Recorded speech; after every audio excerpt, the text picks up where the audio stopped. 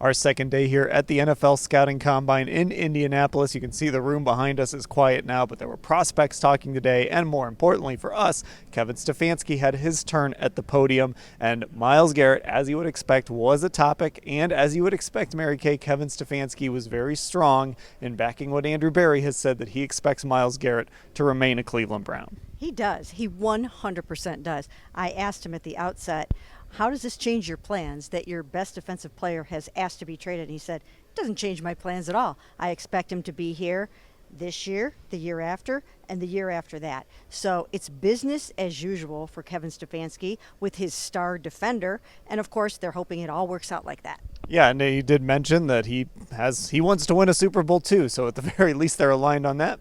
I don't know about the time frame. We'll see. But Ashley, just this is what you would expect from Kevin Stefanski. And I do wonder if, Kevin Stefanski at some point can sit down in a room with Myles Garrett and maybe help to smooth things over. Yeah, I do think from everything we know about Kevin Stefanski, when there has been drama surrounding this team during his tenure, he has done a good job of smoothing things over. I even think back to 2021 when Odell Beckham Jr. essentially forced his way off the team. We all thought Kevin handled that really well, given the situation, the fact it was in the middle of the season. Of course, even though they didn't make the playoffs that year, their postseason hopes stayed alive up until the second to last week of the season, so they still fared better than this past season even then. So I do think that's going to be key in helping to smooth all of this over. If, in fact, the Browns end up being right and standing firm and not budging, that Myles Garrett is not going to be moved. Now, as much as the Browns might want to hide from it, there's always going to be Deshaun Watson news as long as he's on the roster, and Kevin Stefanski confirmed, I thought, something very interesting today, Mary Kay. Deshaun Watson is rehabbing in Cleveland. He's going to be around, and then when you wrote about him today, you found out that he does plan to play football again. So Deshaun Watson wants to get back on the football field. His journey there is at least going to start in Cleveland, and he's going to be around this football team. Yeah, I think there was a bit of consternation that Deshaun wasn't around enough towards the end of last season, and I think he's getting that flipped. I think he realizes that if he wants to have any chance or any goodwill left with this football team, that he needs to be around. He needs to show the team that he's willing to help in any way that he can. Now he'll have a rookie that he can help out with some of the X's and O's and things like that, and he can probably even help a veteran with certain kinds of things. So he will be here, and I think that is important because who knows how this is still going to play out. Maybe somewhere down the road they can get something out of this trade. Maybe they can salvage something.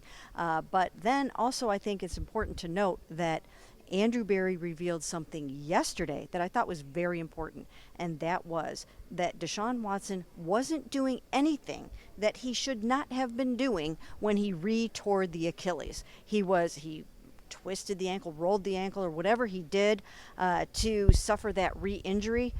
But the key is that it doesn't appear that there is anything that they can go after in terms of recouping any more of that $92 million.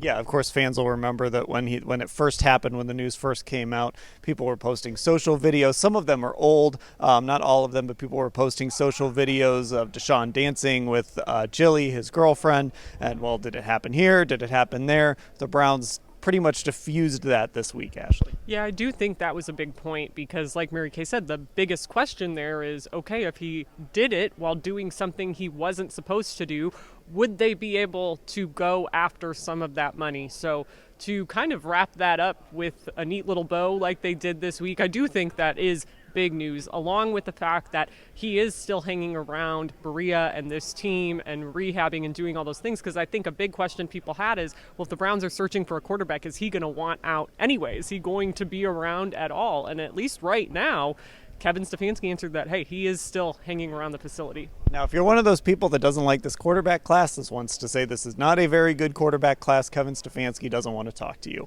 Well, he might want to talk to you, but he doesn't want to talk about that because, Mary Kay, he took part of his press conference today, and I know you asked him about it, to say, look, this is a pretty good class. He seems to like what he's seeing in Shedeur Sanders, Cam Ward, and even the rest of this class. That's right. And unless it is a smokescreen, he really is talking up these quarterbacks. And as you guys know full well, this class has gotten a bad rap.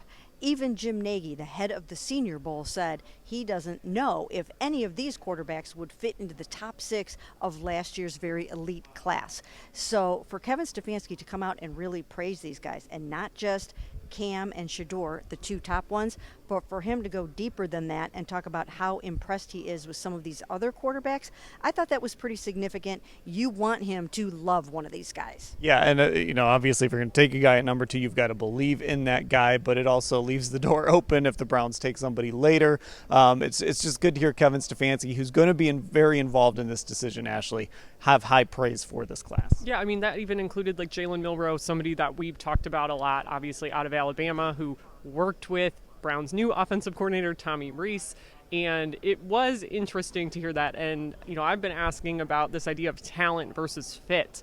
And I do think that kind of also points to this idea of the Browns seem very focused on finding the guy they think is the best. It does not necessarily matter if he fits into a quote-unquote Kevin Stefanski style offense, because I think it was you, Dan, that asked Kevin today about this idea of a Kevin Stefanski style offense, and he said, well, that doesn't really exist. It's a Cleveland Browns style of offense. So I think they are pointed very clearly in that direction of finding the best guy for the job, and it doesn't matter on the outside looking in if that fits with what we think of the Browns offense the last 5 years. All right, we've got to wait a couple days before we hear from the quarterbacks. They will speak on Friday. Now, at these podiums tomorrow, it's going to be DBs, tight ends, but the DB part is important because that means Travis Hunter is going to talk tomorrow, and of course, he could be in the mix at that number 2 spot. We will cover everything that happened today, and of course, all those guys that talk tomorrow and Friday at cleveland.com/Browns.